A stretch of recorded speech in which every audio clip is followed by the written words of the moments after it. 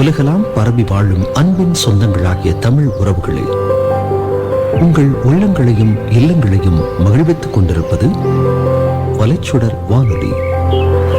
கேட்கத் தவறாதீர்கள். இணையத்தின் வழியாக உங்கள் இதயத்தை வருடும் வானொலி வலைச்சுடர் வானொலி.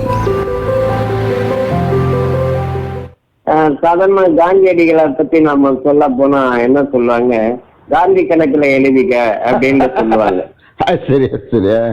அது காந்தி கணக்குன்னா ரொம்ப நாளா எனக்கு தெரியாது. சமீபத்துல ஏதோ ஒரு புத்தகத்தின் வாயிலாகவும் ஏதோ காந்தி கணக்குன்னா சுதந்திர தாகம் ஏற்பட்ட காலகட்டத்துல காந்தி கிட்ட போய் அந்த அரிசி பருப்பு அந்த இடம் வாங்கும் போது அந்த தியாகத்தை செய்ய வந்த நாட்டிற்கு முக்கியமான தோழர்கள் மகாத்மா காந்தியினுடைய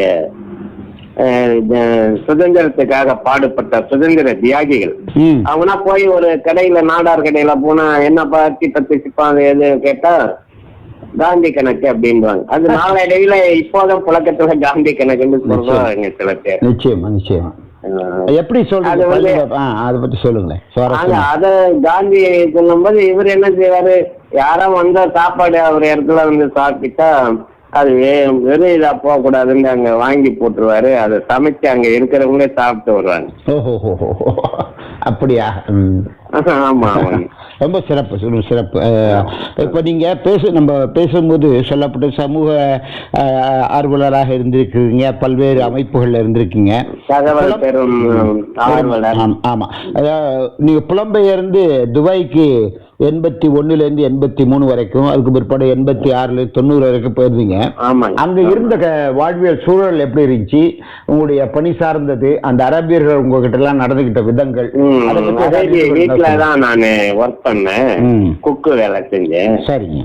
அப்போது இருக்கிற அரேபியர்கள் அவர்கள் என்னன்னா ஈகை குணம் அதிகமா இருந்தது. இறையாண்மையை பத்தி அதிகமா அவங்க இருந்தாங்க அந்த சூழ்நிலையில.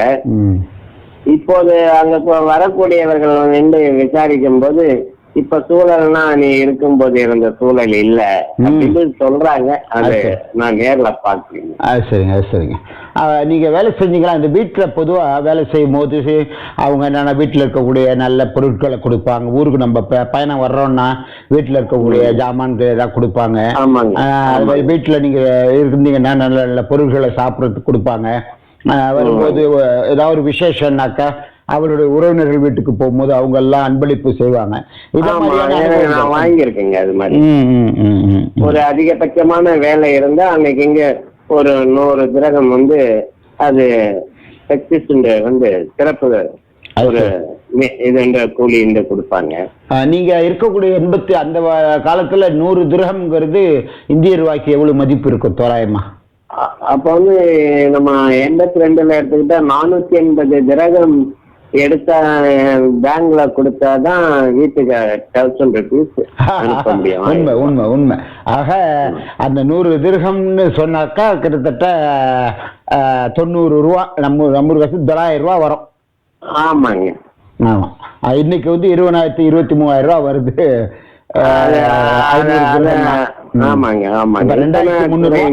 2300 ரூபா வருது. ஆனா அந்த அன்பளிப்புகளை பெறும்போதோ நம்ம செய்யக்கூடிய பணிகள் அவங்களால அங்கீகரிக்கப்படும் போது நம்ம மனசுல ஒரு பெரிய ஒரு சந்தோஷம் வரும் இல்லைங்களா? சந்தோஷம் வர்றதுக்கு முன்னாடி இன்னொரு சந்தோஷமும் எனக்கு வரங்க. சொல்லுங்க. வேலை செய்தவன் கூலியை வியர்வை சிந்து முன்னே கொடுத்து விடுன்னு நபிகளார் சொன்னாரு. அது அவங்க சரியான விஷயத்துல அந்த கூலியை கொடுத்துடுறாங்க. அது கொஞ்சம் பாராட்ட வேண்டிய விஷயம். நிச்சயமா நிச்சயமா. இப்போ நீங்க வீட்டுல இருந்தீங்கன்னு சொன்னீங்க, தபாக்குன்னு சொல்லக்கூடிய குக்குன்னு சொல்லும் போது அங்க விசேஷமான உணவுகள்லாம் தயாரிப்பாங்கல்ல, இந்த அரிசிம்பாங்க, சம்பந்தமான விஷயங்களை கொஞ்சம் சொல்லுங்களேன் சுவாரஸ்யத்துக்காக. அதாவது திருமணம் அங்க நடக்கும். அது ஒரு 3 நாள் நிகழ்ச்சிகளாக இருக்கும். அங்க ஒட்டகம், ஆடு போன்றவைகளை அறுத்து ஹரிஸ் என்பாரு. இது போன்ற ஒரு ஆடம்பரமான ஒரு திருமண நிகழ்ச்சியாக நடைபெறும். அந்த பாரம்பரிய நடனம் அரேபியர்கள் ஆடுவது, பெண்கள் இருக்கு, அது போன்ற நிகழ்வுகள்லாம் அந்த நிக்கா திருமணத்துல நடைபெறும். அதை அங்க சாமானியர்களுக்கு உணவுலாம் கொடுப்பாங்களா? அவங்களை பண்ணுவாங்களா? இல்ல ஒன்லி பணக்காரர்கள் மட்டுமே, உறவினர்கள் மட்டுமே? சாமானிய அவங்க அப்படி இல்ல, சாமானியர்களுக்குன்னா நல்லா உதவி செய்வாங்க, அதிகமான உதவி செய்வாங்க. சில அரேபியர்கள் கூட அவங்க இறந்துட்டா அவங்களுடைய நகைகளை கூட நம்ம வேலை செய்யறவங்களுக்கு கொடுப்பாங்க. அவங்களுடைய நகைகளை வேலை செய்யறவங்களுக்கு கொடுப்பாங்க. அவங்களுடைய பொருள் பொண்ணா இருந்தாலும் அவங்களுடைய பணமா இருந்தாலும் அப்ப கொடுத்தாங்க, இப்ப கொடுக்கறது அப்படின்னா இல்ல, அப்படி மாற்றம் இருக்கும். ஆமா, காலம் மாறுவது. அன்னைக்கு நம்ம கால சூழ்நிலையா, அப்ப நம்ம தாத்தம் பாட்டம் இருக்கும் போது போனா காசு கொடுப்பாங்க, செய்வாங்க, துணிமணி கொடுப்பாங்க, இது பண்ணுவோம். இன்னைக்கு போனா வீட்டுக்கு போனா என்னங்க நல்லா இருக்கீங்களா, நீங்க தான் வீட்டுல சாப்பிட்டுட்டு வந்திருப்பீங்க, எங்க வீட்டுல என்னத்த சாப்பிட போறீங்கம்பாங்க, ஒரு டீயோட முடிச்சுக்குவாங்க. நம்ம சூழ்நிலை இப்ப மாறி போயிடுச்சு இல்லையா? இங்கே சூழல் மாறிட்டு அங்கேயும் மாறிட்டு, உலகம் பூரா கம்ப்ளீட்டா உலகம் பூரா எல்லாமே மாறிட்டு. எனக்கு இந்த இறக்கம் இந்த இரவுல தூங்கும் போது கூட ஐநா சபையில பேச அது 10 மணிக்கு நியூஸ்ல கேட்கும் போது அது திரும்ப நைட்ல வருது. அத போய் பாலஸ்தீனியர்கள் பாதிக்கிறாங்களே, அது பாதிக்கிறாங்களே, உலக நாடுகள் என்ன செய்யுது அப்படின்னு என்னுடைய அந்த கனவு மூலியமா அதை நானு ஐக்கிய சபையில இதை ஏன் கேட்கலன்னு பேசுற மாதிரியே ஒரு கனவு. அது நினைவுகள் கனவா. நிச்சயமா. அதாவது இப்ப நீங்க சொல்றது பலஸ்தீனம் என்பது பல்வேறு இறை தூதர்கள் வாழ்ந்த பூமி. ஒரு இடத்த நம்ம விலைக்கு வாங்கிடுறோம், வாங்கிட்டு இது நம்முடைய ஓனரா இருக்கிறோம். அதன் பிறகு இன்னொருத்தவங்க விலைக்கு வாங்குறாங்க. இது நம்முடைய மண் சார்ந்த இடம் வாங்குறது. ஆனா ஒரு நாடு முழுமையாக இந்த நூற்றாண்டுகளில் தங்கள் பலஸ்தீனர்கள் வசம் இருந்த அந்த முழுமையான நாட்டை இன்னொருத்தவங்க துண்டாடப்பட்டது. இப்போ அது இஸ்ரேல் என்று தனியா, அது பைத்துல் முகத்தீஸ், அதான் ஜெருசலம் என்பார்கள், அது பாலஸ்தீனியர்கள், அப்படி காசா இப்படின்னு அதை பிரிச்சுட்டாங்க. ஓல்டு மேப்னா பார்த்தா இருக்காது, அது இஸ்ரேல் நாடு தனியா உதயமாகிவிட்டதுங்க. நிச்சயமா. ஆனா உதவி தேடி வந்த இஸ்ரேலியர்கள் இன்னைக்கு அதனுடைய மண்ணின் மைந்தர்களாக இருக்கக்கூடியவங்களை அழிச்சிட்டு அவர்கள் என்னமோ தேசத்தினர் மாதிரி இவர்களை தீவிரவாதி மாதிரிகள் சொல்றாங்க. ஆனா அந்த பலஸ்தீன பிரச்சனை தொடர்ந்து நமக்கு தெரிஞ்சு கிட்டத்தட்ட 40 வருஷமா அதை கேட்டுட்டு இருக்கோம். ஆனா அந்த மக்கள் எல்லாத்துக்கும் எல்லா தியாகத்தையும்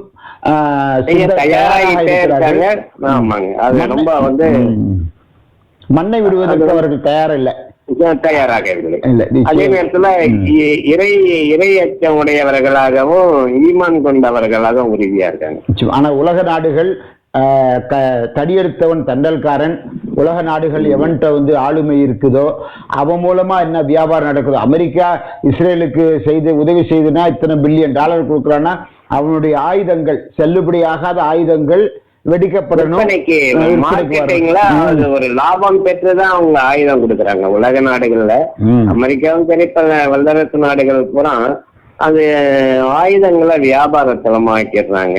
அதனுடைய முடிவு வந்து அந்த நாடு பாதிக்கப்படுது என்ற ஒரு கவலைகள் அவங்களுக்கு ஏற்படணும், அது ஏற்படல. நிச்சயமாக அமைதி பூங்காவாக இருந்த ஈராக்கை வந்து மாஸ் டிஸ்ட்ரக்ஷன் இருக்குன்னு சொல்லி அழிச்சு அதனுடைய பாரம்பரியத்தை எல்லாத்தையும் அழிச்சுட்டான். சதாம் ஹுசேன் என்கின்ற ஒரு மாவீரனை அழித்தான். என்ன பலன் கண்டான்? அதே மாதிரி பாரசீகமாக இருந்த ஈராக்கும் துண்டு விழப்பட்டுதான் இரண்டா பிரித்து வரலாற்றுல சொல்றது ஈரான் ஈராக் என்பது. அது வேர்ல்டு ஹிஸ்டரி பார்த்தா பாரசீகம் நாடுன்னு தான் இருக்கு. நிச்சயமா நிச்சயமா. அதே மாதிரி லிபியாங்கிறது அந்த மக்களுக்கு எல்லாவித உதவிகளையும் செய்து அவர்கள் தண்ணீரை பெற்றவர்களாக கர்னல் கடாஃபி இருந்தாரு. அவரு ஆப்பிரிக்க நாட்டுக்கு பல்வேறு உதவிகளை செஞ்சு மிகச்சிறந்த ஒரு இரும்பு மனிதர் கதாபி அவர்கள். முஸ்லிம்களே சதாம் ஹுசேன் இரும்பு மனிதர்கள் இவங்களும் இருக்கும்போது அந்த இடத்துல வந்து இருக்கும்போது புதிய புதிய இந்த ஈராக்ல தான் பிறந்தவர் இவரு அந்த மஹபூபே சுபானி சையீத் அப்துல் காதிர் ஜிலானி. பல்வேறு ஆன்மீக தலைவர்கள் எல்லாம் உருவானது, உதயமாகினவர்கள். பல்வேறு அற்புதமான அரிய வகையான நூல்கள் எல்லாம் இருந்துச்சு. அந்த நூல்களை அவர்கள் களவாடி சென்றார்கள், எரித்து விட்டு சென்றார்கள். இன்னைக்கு அதை காப்பி எடுத்தவெல்லாம் இன்று இருண்ட ஈரோப்பாக இருந்தது. ஐரோப்பா அன்று 1700களில் இருண்ட நாடுகளாக இருந்தது. இஸ்லாமிய அறிவாளிகள் தந்த பொக்கிஷங்களை மூலமாக வைத்து அவர்கள் அதிலிருந்து வளர்ச்சி பெற்றார்கள், வெற்றி பெற்றார்கள். ஆனால் முஸ்லிம்கள் தங்கள் சிந்தனைகளை மழுங்கடிச்சிட்டு சின்ன சின்ன சிற்றின்பங்கள் தங்களுடைய வாழ்க்கைய இது செஞ்சுட்டு கலாச்சாரங்கள் எல்லாம் ஐரோப்பிய கலாச்சாரங்கள் அரேபிய மண்ணில் வந்து அதிகமா உதயமானதின் விளைவு என்னன்னா இறை எச்சம் வந்து குறைந்து விட்டது அரேபிய நாட்டுகள். அதுக்கு காரணம் என்ன, ஐரோப்பிய நாகரிகம் வந்து அங்க அதிகமா வந்து அந்த இப்போது இருக்கிற அரேபியர்கள் மத்தியில் பெண்களும் சரி ஆண்களும் சரி ஏற்பட்டு விட்டது. ஆனா பழைய வரலாற்றை எடுத்தால் ஒரு சிறப்புமிக்க புனிதமிக்க நாடுகளாக தான் அரேபிய நாடுகள் இருந்தது. இப்போதைக்கு அந்த நிலை கொஞ்சம் மாறி இருக்கிறதா தெரியுது. நிச்சயமா உண்மைதான். ஏன்னா அருமையான பல்வேறு விஷயங்களை நீங்க சொன்னீங்க. நீங்க எம்ஏ படிச்சீங்க இல்லையா? உங்க படிப்பின் மீதான ஆர்வம், உங்களுடைய குடும்ப சூழல், உங்களுடைய பெற்றோர், நீங்க எப்படி உருவானீங்க, உங்களுடைய ஊர் பற்றி, மங்களம்பேட்டையை பற்றி, அதை பற்றி கொஞ்சம் விஷயங்களை சொல்லுங்களேன். அதாவது நான் இளமை பருவத்துல வந்து நான் படிச்சுட்டு இருக்கும்போது நிறைய சொத்துகள் அது எதனா அப்பா இழந்துட்டாரு. அப்ப சூழல்ல வந்து நான் மளிகை கடையில வேலை செஞ்சேன். 60 ரூபாய் சம்பளம், 30 ரூபாய் சம்பளம். அப்ப படிக்க பாதியில நெருக்கிட்டு தான் குடும்பத்தை நாம காப்பாற்ற வேண்டும் என்ற எண்ணத்துல என்னுடைய சகோதரர் ஒருத்தர் நானும் இருந்தோம். அப்படிங்களா? அப்படி கஷ்டமான ஒரு சூழல்ல இருக்கும்போதுதான் நான் அந்த வெளிநாடு போனேன். துபாய்க்கு போனீங்க? ஆமா. அப்புறம் குடும்ப சூழலை ஓரளவு சரி பண்ணேன். சரி பண்ணிட்டு இருக்கும்போது நான் கடை வீதியில வரும்போது ஒரு பொட்டலம் தின்னுட்டு ஒரு பேப்பரை கீழே போடுவாங்க குறைச்சி. அந்த பேப்பரை நான் அப்பவே 75, 76 அதை எடுத்து அது கருத்துகள் எப்படி இருக்கு அப்படின்னு அதை எடுத்துட்டு போய் எங்க தந்தை கிட்ட பேசுவேன். அந்த கருத்துக்களை படிச்சு காட்டுவேன். சரிங்க. அது மாதிரி படிச்சு காட்டும் போது அன்றைய சூழல்ல மின்சாரம் இல்லாத சாதாரண கூரை வீடு தான் என் தந்தை தாயோட சகோதரிகளோட வாழ்ந்த காலம். அப்ப எனக்கு என்னன்னா அந்த மண்ணெண்ணெய் விளக்க வச்சு படிச்சுட்டு இருப்பேன். சில புத்தகங்கள் நான் லைப்ரரியில எடுத்துட்டு வந்தேன். அது சரிங்க. அப்போ வந்து என்னுடைய தந்தை எங்க தாகை சொல்லுவாங்க, உனக்கு வேற வேலை இல்லை, எவ்வளவு நேரம் படிக்கிற இந்த ஜிமினி விளக்கல மண்ணெண்ணெயில. அப்போ என்னுடைய தந்தை சொல்லுவாரு, நீ படுவோம் வேலையை பாரு, என்னுடைய மகன் வந்து பல கருத்துக்களை படிச்சு சொல்றாரு, அது நான் இறந்து விட்டாலும் அவன் பெரிய ஆளா இருப்பாரு அப்படின்னு சொன்ன அவருடைய வார்த்தைகள் எனக்கு இப்போது நினைவுக்கு வருது. அவர் தந்த உற்சாகம், அவருடைய தந்தையின் உற்சாகம். நிச்சயமா நிச்சயமா. அப்படியாக இளமை பருவத்தை செஞ்சீங்க. அதன் பிறகு வெளிநாடு போனீங்க. நீங்க எப்ப எம்ஏ படிச்சீங்க? கரஸ்பாண்டன்ஸ் கோர்ஸ் தொலைதூர கல்வி. எம்ஏ வந்து இந்த 99 படிச்சேன்னு 93-95 படிச்சிருக்கேன். ஓஹோ ஓஹோ ஓஹோ 2 இயர் வந்து முகலாய வரலாறு, அந்த வரலாற்று 8 சப்ஜெக்ட்டுங்க. அதுல வந்து அதை படிச்சு பாஸ் பண்ணா இப்பதான் ஆளுநர் பாத்திமா பிபி இறந்தாங்களே, அவங்களுடைய இது சிண்டிகேட் இது அந்த அண்ணாமலை நகர் யூனிவர்சிட்டிக்கு வருகை தந்தாங்க. அண்ணாமலை பல்கலைக்கழகத்தில். அண்ணாமலை பல்கலைக்கழகம் இருக்குது. அப்போது வந்து நான் அந்த கான்விகேஷனு அந்த நான் ப்ரொவிஷனல் சர்டிஃபிகேட்ல வாங்கி என்னுடைய இடத்துல வச்சிருக்கேங்க. ஓஹோ, சிறப்பு சிறப்பு. ஒரு பட்டதாரியாக ஆயிட்டீங்க. ரொம்ப அற்புதம், சிறப்பு. பல்வேறு விஷயம் சொன்னீங்க. உங்களுடைய ஊர் பற்றி சரி, உங்களுக்கு நீங்க அண்ணன் அக்கா, நீங்க உங்க தம்பின்னு சொன்னீங்க. உங்களுக்கு சகோதரிகள் இருந்தாங்களா? அவர்களை தந்தையாருக்கு கல்யாணம் பண்ணி கொடுத்தாங்களா, இல்ல நீங்க இப்ப சம்பாரிச்சு கல்யாணம் பண்ணி கொடுத்தீங்களா? என்னுடைய தந்தையார் வந்து 2 பெண்மக்களை கல்யாணம் செஞ்சு கொடுத்தாருங்க. மீதி 4 சகோதரிகள் எனக்கு, எல்லாமே மூத்த சகோதரிகள். அது 2 சகோதரிகளை அவங்க மனம் முடிச்சு வச்சாங்க. திரும்பி 2 சகோதரிகளை நான் வெளிநாடு சென்று என்னால் முடிந்த பொருள் நான் திருமணம் செஞ்சு வச்சேங்க. என்னுடைய கல்யாணம் பண்ண பிற்பாடு தான், சகோதரி கல்யாணம் பண்ண பிற்பாடு தான் நீங்க கல்யாணம் பண்ணிக்கிட்டீங்க? ஆமா, நான் அவருக்கு சிறியவன். எனக்கு பிறகு ஒரு சகோதரர் இருக்காருங்க. அவரு பிரான்ஸ்ல செட்டில் ஆயிட்டார். ஓஹோ, அழகு அழகு, அற்புதம் அற்புதம். அவருடைய தொடர்பு கொஞ்சம் கம்மி. ஏன்டா என்னுடைய கருத்துக்கள் அவரு சரியா புரிஞ்சிக்கல. அதனால அவருக்கு நமக்கு கருத்து வேறுபாடுல. நிச்சயமா அவர்கள் உலக எல்லா விஷயங்களும், எல்லா ஆடம்பரங்களாக இருக்கட்டும் அல்லது வசதிகளாக இருக்கட்டும், சூழலுக்கு தகுந்த மாதிரி வாழ்ந்துட்டு போயிடணும் அப்படின்ற சிந்தனையில் உள்ளவர்களாக இருக்கலாம். ஆமா, இருக்கலாம். ஆனா நான் எளிமையை பின்பற்றும். ரொம்ப எளிமையான நிலைகளை, எளிமையானவர்கள்ட்ட அன்பு செலுத்துவேன். உயிர்கள் இடத்தில் அனைத்தும் அன்பு செலுத்தக்கூடியவன். அது செடியா இருந்தாலும், மிருகங்களா இருக்கலாம், பிராணிகளா இருந்தாலும். காலையில நான் எந்திரிச்சு வாக்கிங் போயிட்டு தியானம் பண்ணும்போது கண்ணை மூடும்போது கடலையும் இந்த பூமியும், இந்த நிலவு, சூரியன், வானம், இவைகள் எல்லாம், பறவைகள் எப்படி கூட்டமாக ஒற்றுமையாக செல்கிறது, மீன்கள் எப்படி கூட்டமாக வாழ்கிறது, விலங்குகள் எப்படி வாழ்கிறது, ஏன் மனிதவர்கள் ஏன் வாழக்கூடாது அப்படி அப்படின்ற ஒரு சிந்தனை என்ன வரும். நிச்சயம் நிச்சயம், இது சரியான விஷயம். உயிரினங்களையும் நம்ம வந்து மனுஷன்தான் உயர்ந்தவன் சொல்றோம். ஆனா மற்ற உயிரினங்கள்லாம் ஒற்றுமையா வாழுது, நம்ம தான் ஒற்றுமையா வாழ. பாரதியார் உயிர்களிடத்தில் அன்பு வேண்டும், உண்மை தெய்வம் என்ற அந்த ஒரு 2 வரிகள் அது. நிச்சயம். ஆமா, அந்த வரிகள்லாம் ஒரு சிறப்பாக இருக்கும். உயிர்களிடத்தில் அன்பு வேண்டும், தெய்வம் உண்மை என்று தான் அறிதல் வேண்டும் அப்படின்றது ரொம்ப சிறப்பு. இப்ப ஆன்மீக சார்ந்த விஷயங்கள்ல நீங்க எதை மாதிரியான சிந்தனையில இருக்கீங்க? நீங்க யாராவது உங்களுக்கு குருநாதர் இருக்காங்களா, இல்ல எப்படி செய்றீங்கன்ற அந்த விஷயங்களுக்கு போறதுக்கு முன்னாடி மங்களம்பேட்டையை பத்தி சொல்லுங்க. அந்த ஊர் பற்றி, அந்த ஊர்ல வாழ்ந்த மகான்கள். மங்களம்பேட்டையில ஒரு குறுகிய கால ஒரு 2-3 தெருவு தான் இருந்ததுன்னு அப்பா சொல்லியிருக்காரு. சரிங்க. அதுக்கு பிறகு மங்களம்பேட்டை அதிகமா இந்த வார்டுகள் கொண்டதா இருந்தது. அப்புறம் 15 வார்டுகள் பேரூராட்சி ஆனது. அதன் பிறகு நம்ம இது பப்ளிக்ல வந்து நிறைய இஸ்லாமியர்கள் வந்து கூடுதலா 1/3 அளவுக்கு மெஜாரிட்டி நிலையில வாழ்ந்து வருகிறார். எல்லாம் அயல் நாடுகளிலே தொழில் செய்யக்கூடியவர்கள் அதிகமாக. ரொம்ப சிறப்பு. இப்ப நான் கேட்ட கேள்விக்கு பதில் சொல்லுங்களேன். இப்ப இதுக்கு முன்னாடி சொல்றதுனால எங்க வாழ்க்கை வரல, இது இந்த உலக ஊர் வரலாறுங்களா? ஊர் வரலாறு தான் சொல்லிட்டீங்க நீங்க, இப்ப அழகா சொல்லிட்டீங்க. இந்த இதா சொல்லிட்டீங்க. உங்கள் ஆன்மீகம் சம்பந்தப்பட்ட நீங்கள் பொதுமக்களுக்காக போராடுறீங்க, செய்றீங்க. இருந்தாலும் பொது சமூகத்துல இது மாதிரியான அறப்பணிகளை செய்யக்கூடியவங்களுக்கு நமக்கு சோர்வு ஏற்படும். மக்கள் எல்லாம் செய்யறோம் கொள்றோம், மற்றவங்களுக்காக செய்யறோம் அப்படிங்கும் போது அதுக்கு உற்சாகத்தை கொடுக்கக்கூடிய அல்லது ஆறுதலை கொடுக்கக்கூடியது ஆன்மீகமாக இருக்கும். உங்களது ஆன்மீகம் எப்படி, என்னென்ன பணிகள் இது ஆன்மீகம்? அதாவது நமக்கு உற்சாகம் கொடுக்கக்கூடியவர்கள் வந்து இல்லைங்க உலகத்துல.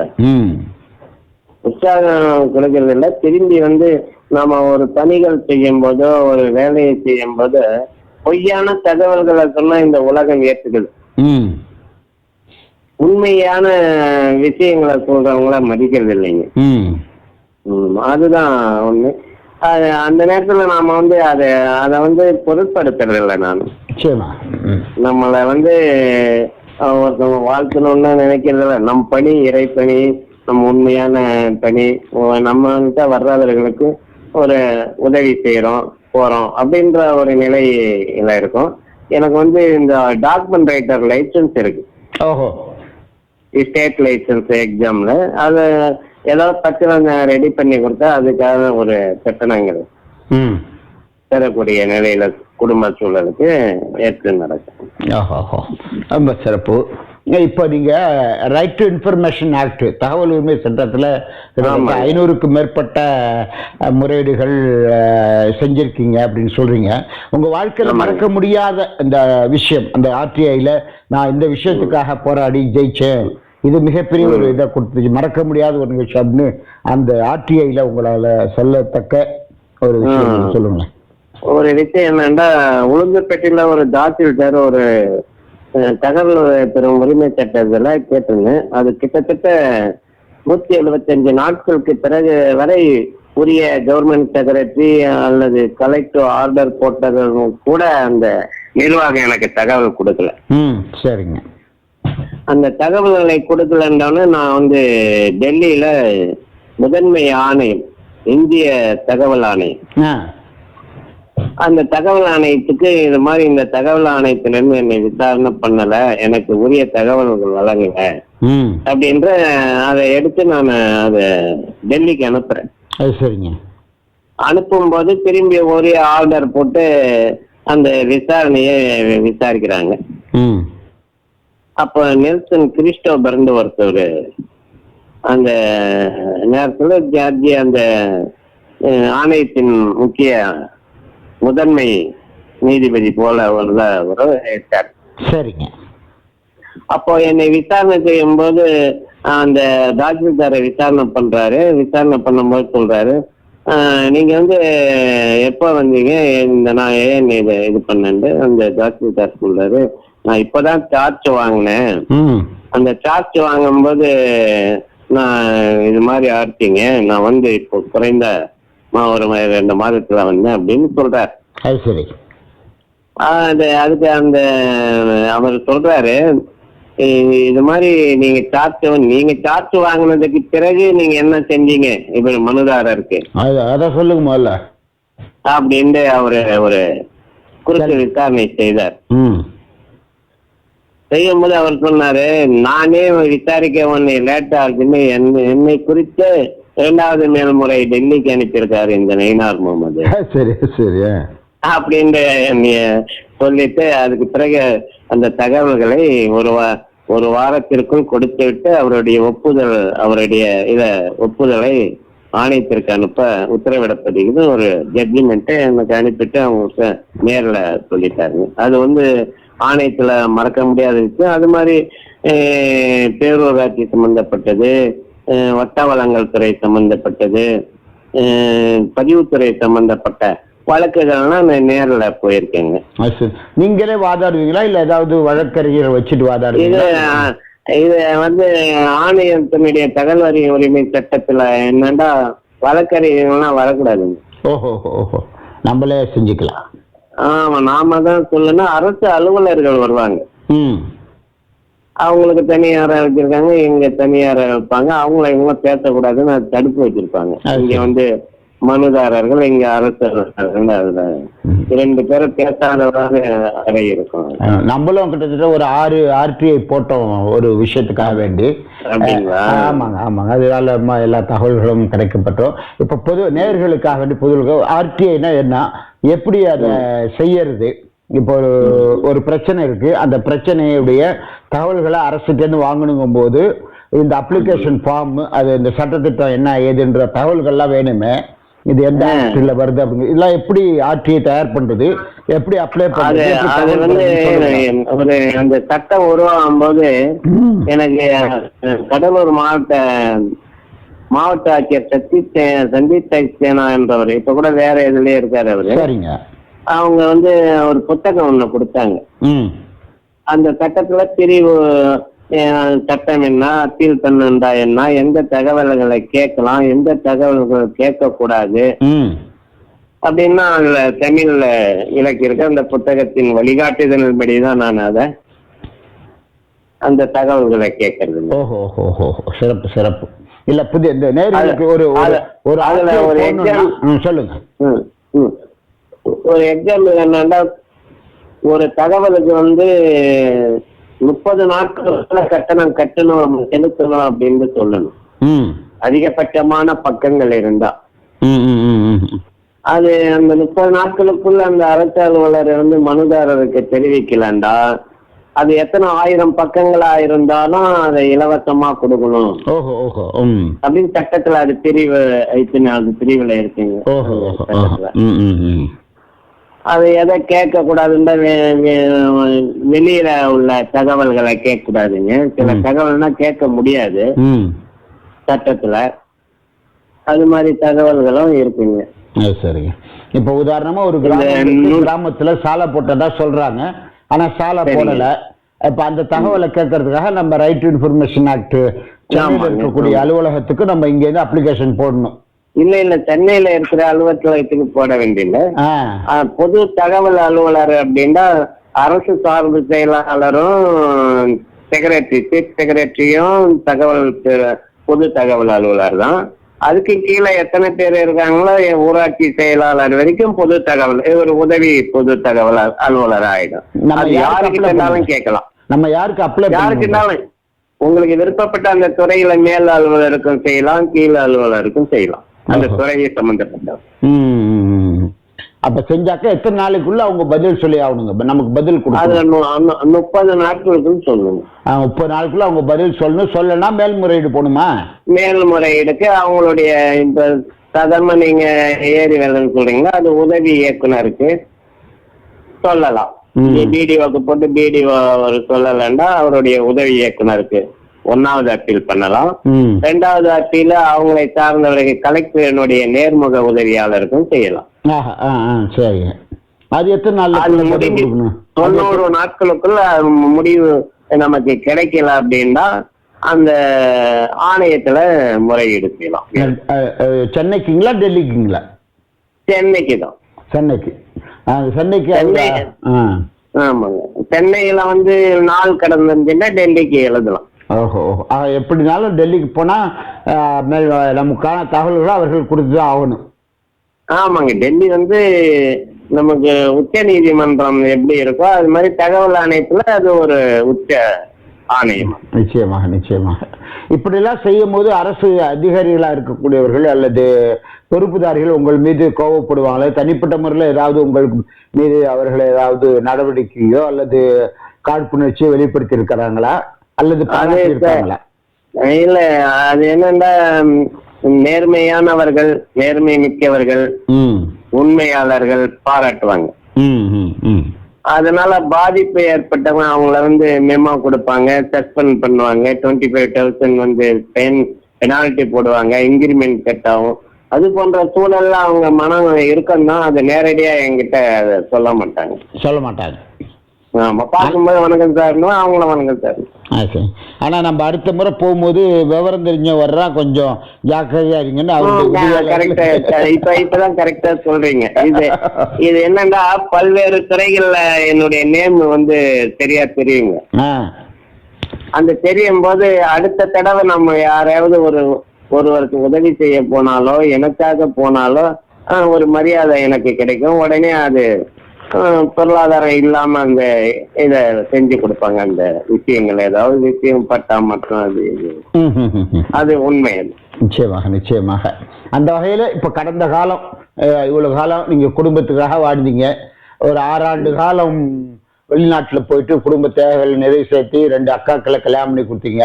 நீங்க என்ன ஊர்ல திருமணம் பண்ணிட்டீங்க? உங்க மனைவி உங்களுக்கு சொந்தமா அல்லது வெளியில திருமணம் பண்ணிட்டீங்களா? முதல்ல ஒரு மனைவிய திருமணம் செஞ்சேன். அதுல 2 பிள்ளைகள் இருந்தது. அது நம்ம அம்மாவை எப்பாவது அடிக்கிறது, அது சுகாதாரம் இல்லாம இருக்கிறது, கணவனை கணவன் செய்ய வேண்டிய கடமைகளை செய்யுது.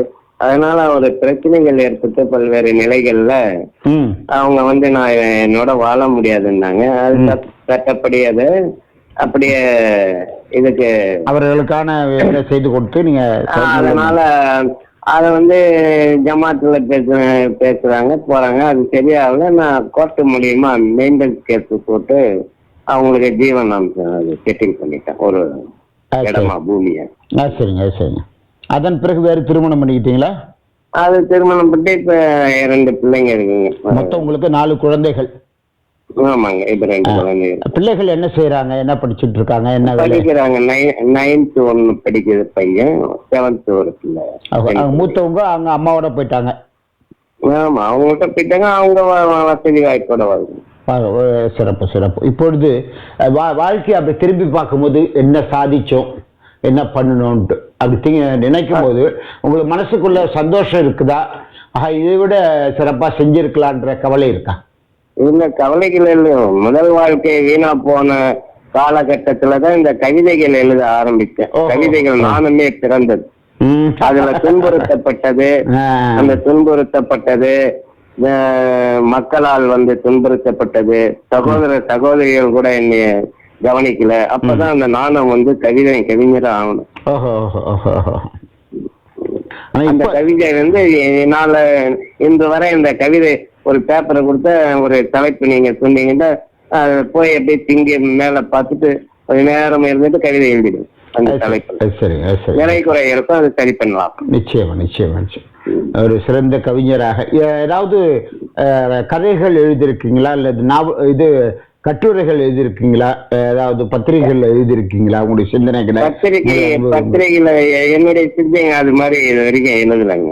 இல்ல, தினகரன்ல ஒரு முறை அந்த ஒரு நோன்புக்கும் ஒரு பத்தி அதுல கவிதைகளோ எல்லாம் வருங்க. அது 99ல தினகரன்ல 23வது நோன்புல என்னுடைய போட்டோவோட கவிதை இருந்தது.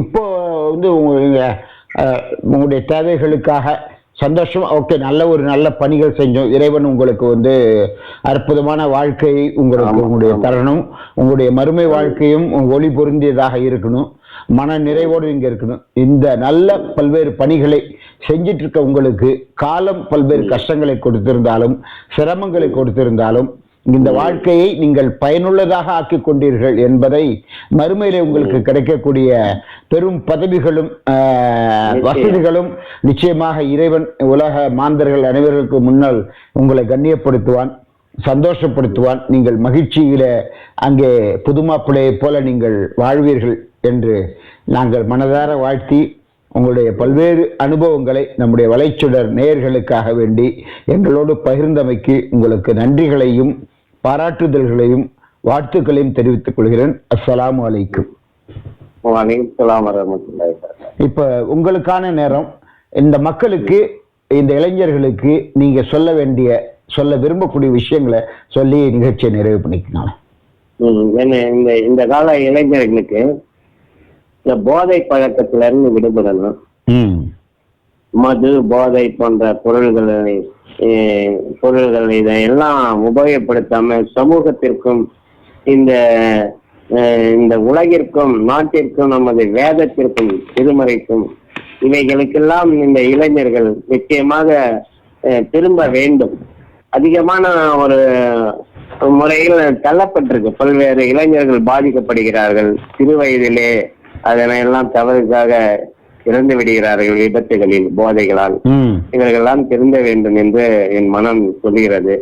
ஆனால் அதற்கு இறைவன் நல்லதான் அது துணை புரிய வேண்டும். நிச்சயமாக. மிகவும் சிறப்பு. நன்றி. வலைச்சுடர் வானொலி டிஜிட்டல் ஆன்லைன் வியாபாரம் தொடர்பு கொள்ள 8072640486 என்ற எண்ணுக்கு நீங்கள் தொலைபேசியில் அழைக்கலாம் அல்லது வாட்ஸ்அப்பிலும் அழைக்கலாம். தொடர்பு கொள்க 8072640486. இந்த எண்ணிற்கு தாங்கள் பகிரி என்னும் வாட்ஸ்அப்பிலும் மொபைலிலும் தொடர்பு கொள்க. உங்கள் பிரியமான வானொலி வலைச்சுடர் வானொலி.